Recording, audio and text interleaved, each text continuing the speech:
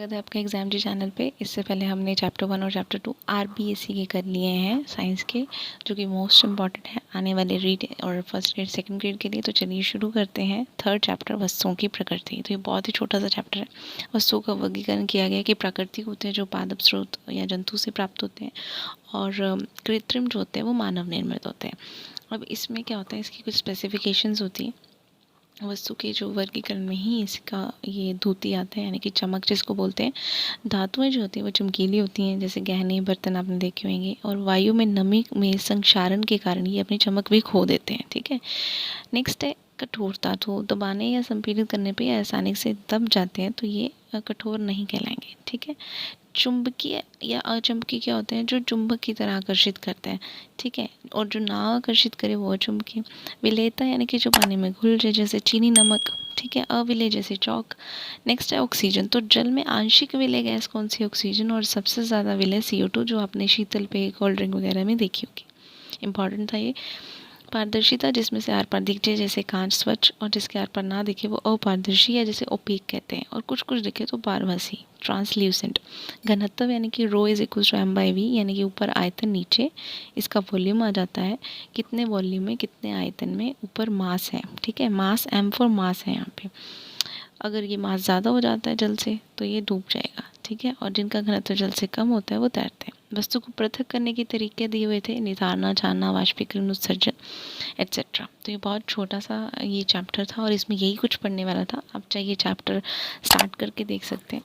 तो इसी वीडियो में हम चैप्टर 4 भी कर लेते हैं ताकि आपका ज़्यादा समय ज़ाया ना हो। तो चैप्टर 4 फाइबर्स पे रिलेटेड है। वे रेशे जो पौधों जंतुओं से मिलते हैं उनको प्राकृतिक कहते हैं, जैसे ऊन, कपास, पटसन, मूंज। वे रेशे जो विभिन्न रसायनों से बनते हैं, जैसे रेयन, डेक्रोन, नायलॉन, ये कृत्रिम होते हैं। अब पादप रेशे क्या होते हैं, रुई, जो कि पादप से उसके फल से प्राप्त होती है। तो ये क्वेश्चन इंपॉर्टेंट है। जब पूर्ण परिपक्व हो जाता है फल तो नीचे गिर जाता है और कपास के तंतुओं से ढका होता है, जिसको बिनोला कहते हैं। हस्त, चैन, कंकतन द्वारा इसको अलग कर लेते हैं। जूट पटसन क्या होता है, तो जूट जो है वो पटसन पादप के तने से प्राप्त होता है, और ये पुष्पन की अवस्था में इसको उतार लेते हैं और जल पानी में डुबो के रखते हैं। ठीक है। जिससे गल जाता है, और इसी से फिर वो क्या करते हैं, पृथक करके पायदान, चटाई, बैग वगैरह बना लेते हैं। इसी बीच में आपको यही कहना चाहूँगी कि बहुत मेहनत लगती है इतने नोट्स वगैरह प्रिपेयर करने में, तो प्लीज़ आप इसको शेयर ज़रूर कीजिएगा आपके व्हाट्सएप ग्रुप में। बात करते हैं मूंज, या फिर जिसे मूंज की घात से प्राप्त करते हैं। वनस्पति शास्त्र में इसको सेक्रम मूंजा कहते हैं, और ये एक बीजपत्री होता है। ठीक है। जिनको एक बीजपत्री के बारे में पता है कमेंट सेक्शन में ज़रूर बताइएगा। अभी तक आपने यही याद रखना है कि मूंग घास से बनता है, सेक्रम मूंजा एक बीजपत्री होता है। ठीक है। सामान्यतः कहाँ से मिलता है, नागौर, बीकानेर, सीकर, झुंझुनू, अजमेर। तो ये नाम जो है आपको याद रखना है, ये मूंज के लिए फेमस है। नागौर, बीकानेर, सीकर, झुंझुनू और अजमेर। इसकी आप अगर कोई ट्रिक बना लेंगे तो इजीली आपको याद रह जाएगा कि जो मूंज है, ना, बिका, झुका, ऐसे करके कुछ भी आप बना सकते हैं जिससे आपको याद रह जाए। ये वाकई बहुत हेल्पफुल रहता है जब अपने कुछ सॉन्ग वगैरह ऐसे याद रख लेते हैं। तो क्या याद रखना है, नागौर, बीकानेर, सीकर, झुंझुनू, अजमेर। तो मूंज के लिए जो ये झोंपड़े वगैरह, इसमें ये परंपरागत जो आपने मूड़े वगैरह देखे होंगे, कुर्सियाँ, चारपाई, उसमें ये यूज़ होता है। उसके बाद नोट करने वाली बात, जो अजमेर ज़िला है वो उसमें मूंज आधारित कुटीर की बहुत ज़्यादा प्रधानता है, यानी कि यहाँ पे ये वाला जो फेमस है ये वाला उद्योग। उसके बाद सूती धागे। तो इसमें एक वर्ड दिया हुआ था कताई। इसमें क्या होता है, तंतु से धागा बनाने की प्रक्रिया है। धीरे धीरे रेशों को खींचते हैं, साथ साथ उन्हें ऐंठते रहते हैं, यानी कि बनाते रहते हैं, लपेटते रहते हैं। इसमें यूज़ होता है हस्तकुआ या फिर तकली जिसको बोलते हैं, चरखा इत्यादि।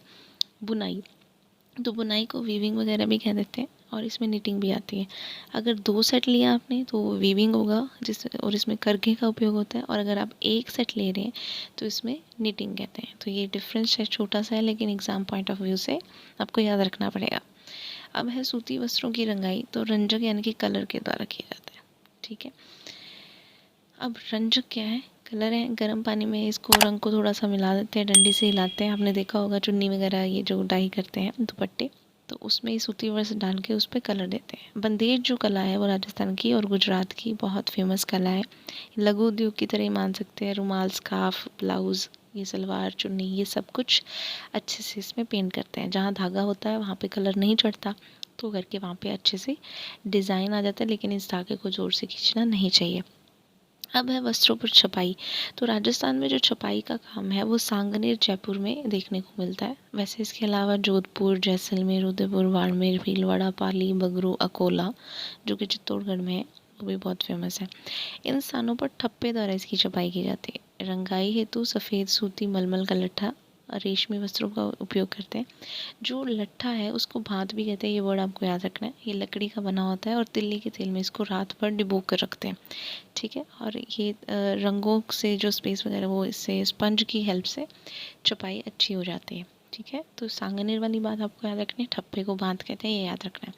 कपास से सूती वस्त्र के प्रकार कौन कौन से? लट्ठा, रूबिया, वायल, पॉपलिन, मलमल। ये नाम दिए हुए हैं तो आपको याद रखने पड़ेंगे कि ये कपास की कुछ फॉर्म्स है। अब है एनिमल फाइबर्स जो हमें जानवरों से मिलती है, जैसे ऊन, रेशम। तो ऊन क्या है? भेड़, बकरी, ऊँट या खरगोश से भी वूल मिलती है, तो ये याद रखिएगा आप, अपनी आरबीएससी बुक में दिया हुआ है, ठीक है। तो कोई भी ऐसी बात आपको स्किप नहीं करनी, जो आरबीएससी कह रहा है आपको माननी ही पड़ेगी, ठीक है। और ज़्यादातर क्वेश्चंस भी यहीं से आते हैं। भेड़ के बाल उतारने को कटाई कहते हैं, याद रखिएगा। गर्मी में ये करते हैं और इन्हीं रेशों से संशोधित करके ऊन बनती है। भेड़ों के बालों से जो चिकनाई वगैरह हटानी होती है उसको अभिमार्जन कह देते हैं। और बड़ी टंकियों में ये बाल वगैरह को धोते हैं और उसमें से सारी छटाई करते हैं और छोटे छोटे बाल जो होते हैं उसको अलग करते हैं। उसके बाद है जम्मू कश्मीर, जो पहाड़ी इलाका है। कश्मीरी बकरी अंगोरा जो नस्ल है उससे ऊन पश्मीना शॉल बनती है। हिमाचल प्रदेश, उत्तराखंड, अरुणाचल प्रदेश, राजस्थान, पंजाब, गुजरात, ये सारे जो है वो भेड़ की ऊनों के लिए फेमस है। नेक्स्ट है रेशम। तो रेशम के कीट से रेशम प्राप्त होता है और इसको सेरीकल्चर कहते हैं। मादा कीट जो होती है, जो शहतूत के अंडे पर अंडे देती है। शहतूत एक नाम पेड़ है, ठीक है। इस पे इल्लियाँ फिर प्रोसेस होती है, फिर कैटरपिलर बनता है, फिर उससे लार्वा निकलता है। ये एक विशेष ग्रंथि होती है इनमें जिससे ये लार्वा निकलता है और उसी को रेशम कहते हैं एक्चुअल में। धागे जो होते हैं वो सदृश संरचना, ट्रांसपेरेंट से होते हैं और अपने चारों ओर ये घुमा लेते हैं गोल संरचना में, तो इससे कोकून बन जाता है। जब ये इस अवस्था में होता है तो ये इसको नेक्स्ट में प्यूपा में चेंज होता है और इसका जो कंप्लीट साइकिल है वो फिनिश हो जाता है। प्यूपा में क्या करते हैं, इसको आगे, वरना ये बटरफ्लाई बन जाएगा, तो इसको धूप या गर्म पानी में रख देते हैं जिससे वो अंदर वाला मर जाता है कीड़ा और रेशा जो है उसको प्राप्त कर लेते हैं। 90% जो रेशा है वो कर्नाटक, आंध्र प्रदेश और तमिलनाडु काट, तो इससे आपको याद रखना है यहाँ पे मिलता है। और जो चीन है उसमें ये सबसे पहले हुआ था इसका उत्पादन। अब है राजस्थानी पोशाक। तो कपास, रेशम और ऊन से ज़्यादातर वस्त्र बनते हैं जिसमें चुनरी, धोती, कुर्ता, साफा ये सब आते हैं और ये राजस्थान की पोशाकें। जो सूती वस्त्र होते हैं वो पसीने को सोख लेते हैं, हवा का संचरण करते हैं, चिपकते नहीं हैं। और सर्दी में क्या होते हैं, ऊष्मा के कमज़ोर वाहक होते हैं ऊनी वस्त्र। तो ये वर्ड्स जो हैं कभी कभी इजी लगते हैं लेकिन वहाँ पे हम कंफ्यूज भी हो सकते हैं, तो आपको इजी टू इजी और हार्ड टू हार्ड याद रखना है। बीटी कपास का यहाँ जिक्र था, तो मिट्टी में पाए जाने वाले जो जीवाणु हैं बैसिलस थ्यूरियनजेसिस, तो इससे जीन निकाल के इसका निर्माण किया गया। इसको क्राइएसी भी नाम दिया गया। ये कीटों के प्रति प्रतिरोधकता पैदा करता है और कीटनाशकों के उपयोग में भी मतलब इसकी यूज़ नहीं बढ़ता, ठीक है। इसमें कोई कीड़ा नहीं लगता।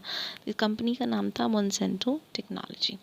तो ये था हमारा कुछ आपके लिए एक सरप्राइज़ गिफ्ट। हमने ये जो प्लेलिस्ट आपके लिए स्टार्ट की है, प्लीज़ इसको सब्सक्राइब कीजिएगा क्योंकि रीड का एग्ज़ाम सबका है।